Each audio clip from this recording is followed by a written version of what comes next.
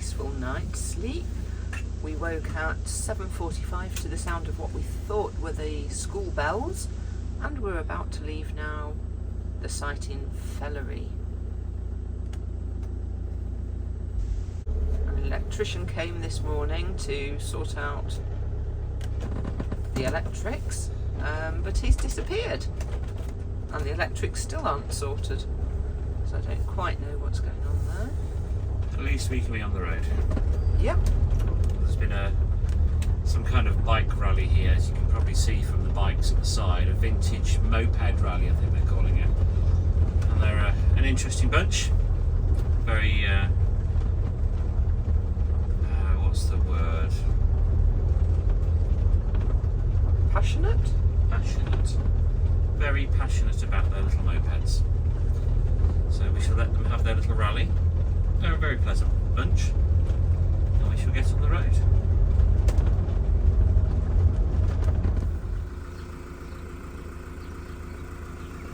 So this is a camping car site. That is a very bad photo of one of their cards. There we go, that's better. It's upside down. Pass it up. And all you do is actually tap it in and out.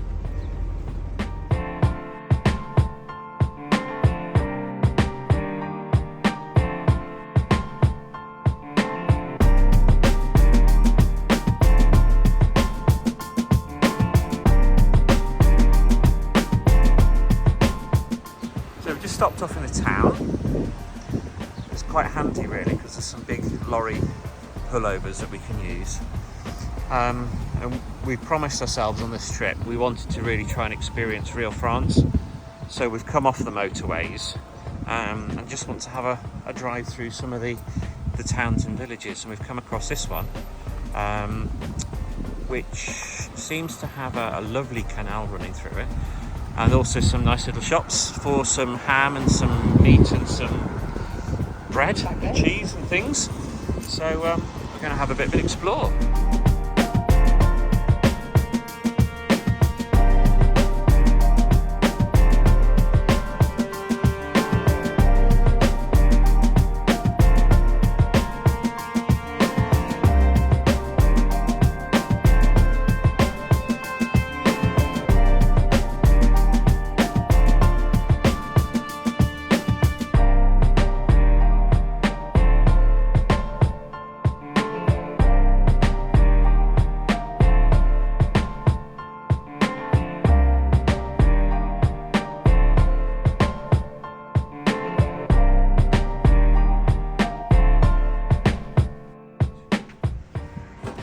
City. Let's go. Let's see what we can come up with.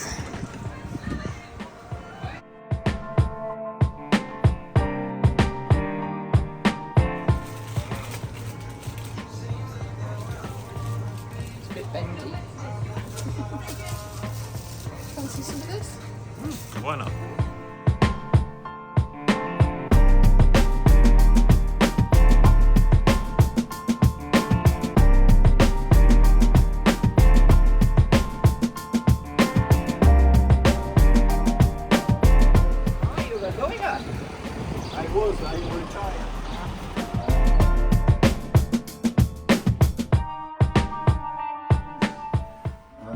Letter to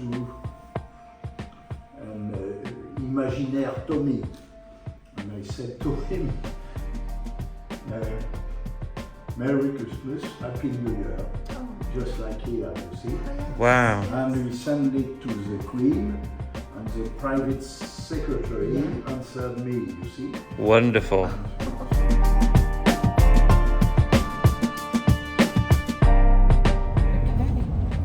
Well, haven't we got a story to tell the grandkids when they're born? Yeah, exactly. Yeah. We just called in at a town. We wanted to get some supplies because we were running very low last night. So called at a supermarket, got the standard baguette, the pasta, the milk, cheese, etc., etc.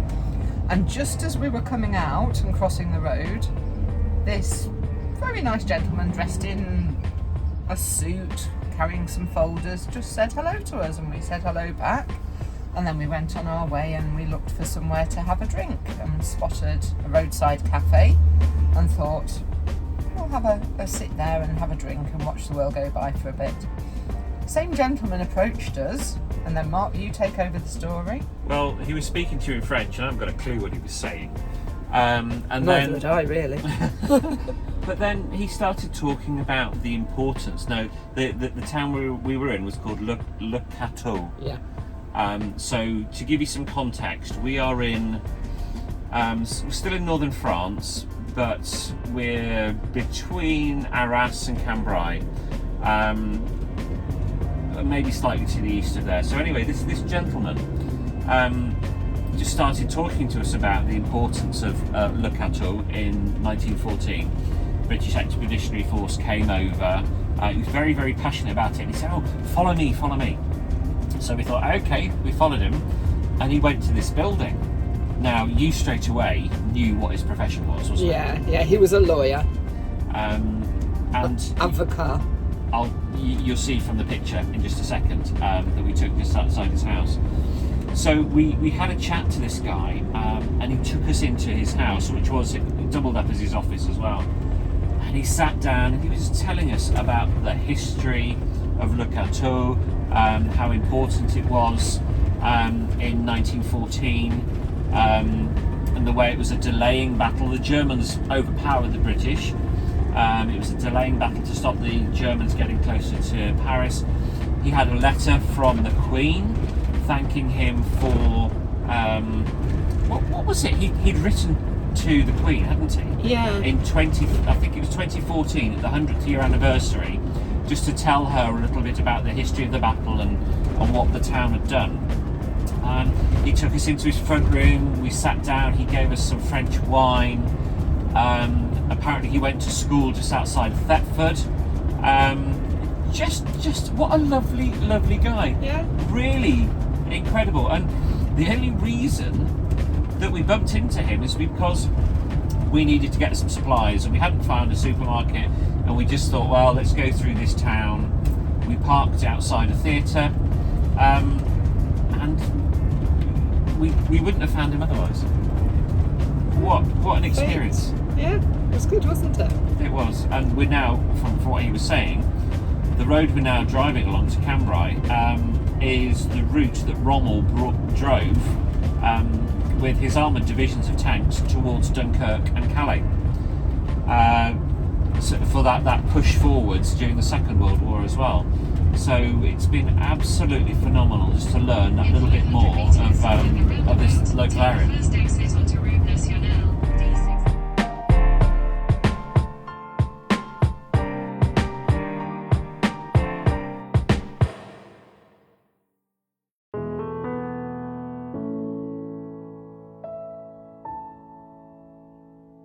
So we've arrived at the Ulster Memorial, just down the road from the Thiepval Memorial. We've just come here today on a recommendation that there's a tour that leaves here at 11 o'clock and 3 o'clock every day to see some of the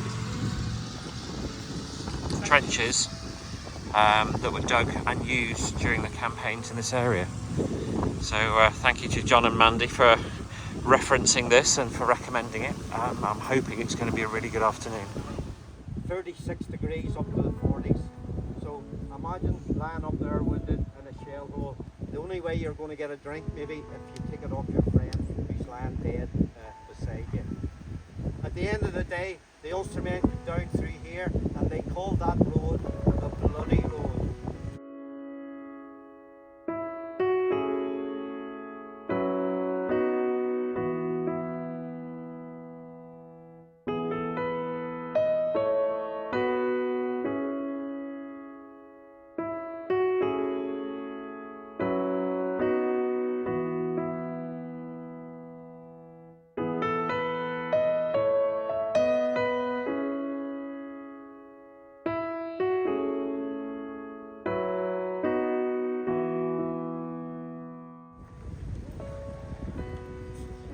Everybody got to look at the bunker. Now, that bunker was professionally mined out. It goes down about 30 feet, then it goes down again into a big massive chamber. And we know about this bunker because of a man called Percy Crozier. Percy Crozier was the commanding officer of the 9th Royal Irish Rifles, and he was allocated this bunker a couple of days before the Battle of Somme started.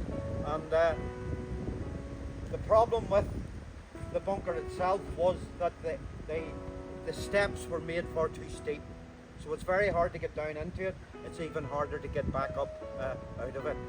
And Percy, he was a career soldier. In the turn of the century, he was a young officer, and he signed his officer's mess bill with a dud check. So the army threw him out. 1914, would you mind coming back again? So back he comes, and he wrote a book after the war called A Brass Hat in No Man's Land. And in the book, he talks about this bunker. And I'll read out to you what he says.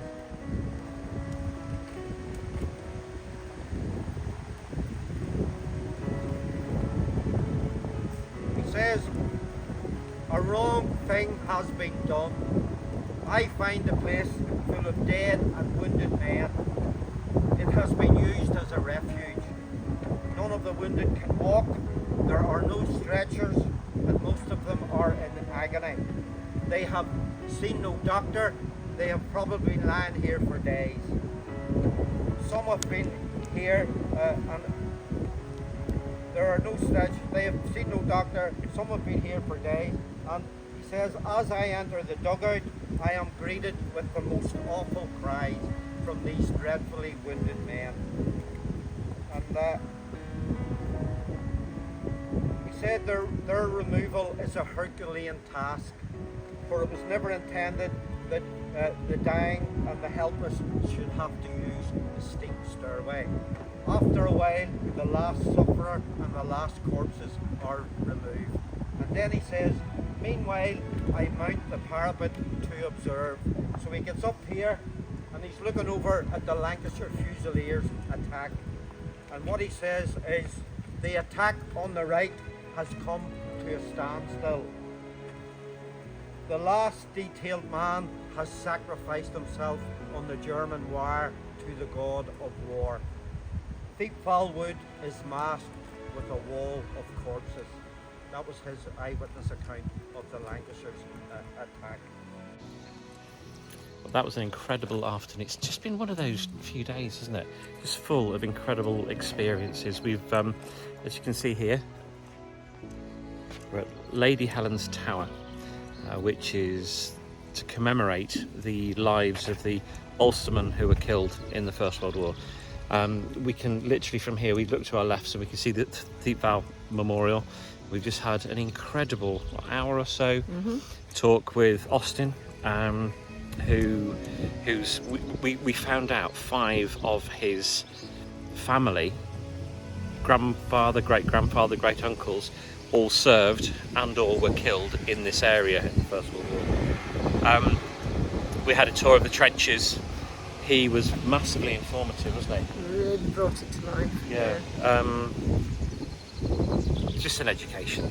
To be walking along, we actually were walking along the road where they have found, dead bodies in the last 20 years. But it is just an incredible location. If you're in this part of the world, if you're doing a battlefield tour, they do these tours at 11 and 3 every day, and the guys that do them are so passionate about what they want to talk about. And they don't charge. No. Just make a donation to the Ulster Trust or what. Exactly, because that's what all the money they get then goes to maintaining the site and also to restore the trenches so that you can really get a good understanding. Some amazing stories that have come out, some that you will see in a moment, but yeah, utterly mind-blowing, very emotional, but an incredible opportunity. And there's a good coffee shop here as well. Always helps. Sells a selection of ice creams, cakes, sandwiches, Absolutely. tea and coffee. So yeah, make it in your trip. Absolutely, couldn't agree more.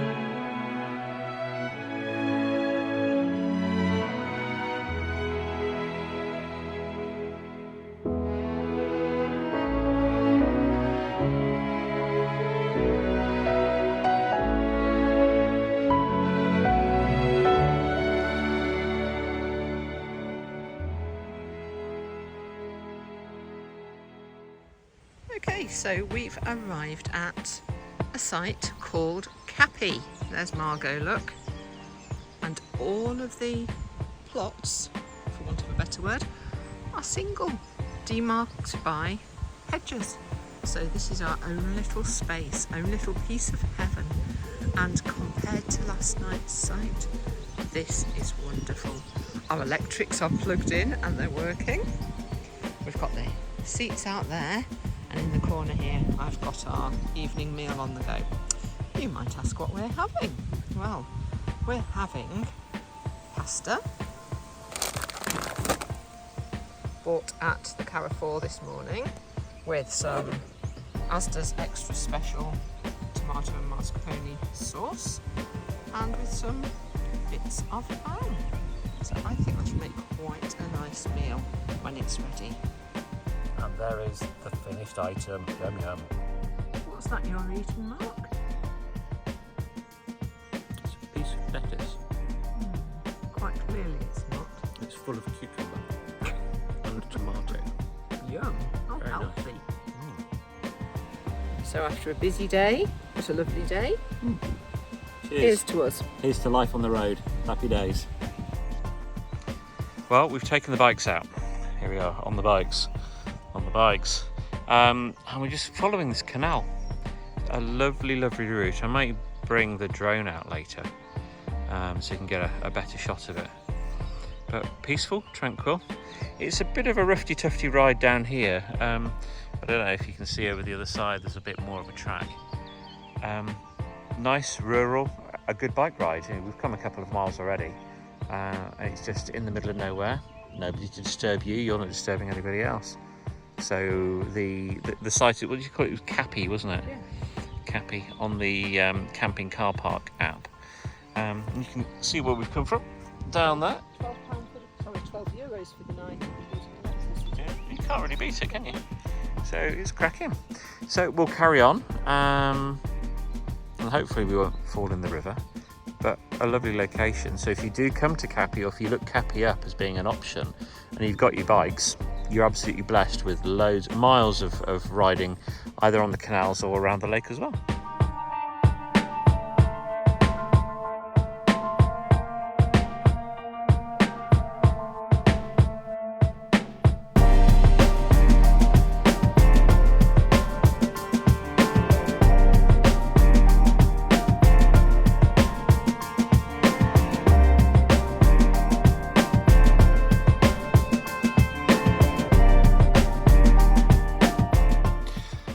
Well, that's the end of an amazing day. So we drove and we did Thiepval Wood, we did the Ulster Regiment, we drove down to, what's this place we're at the moment called again? Cappy.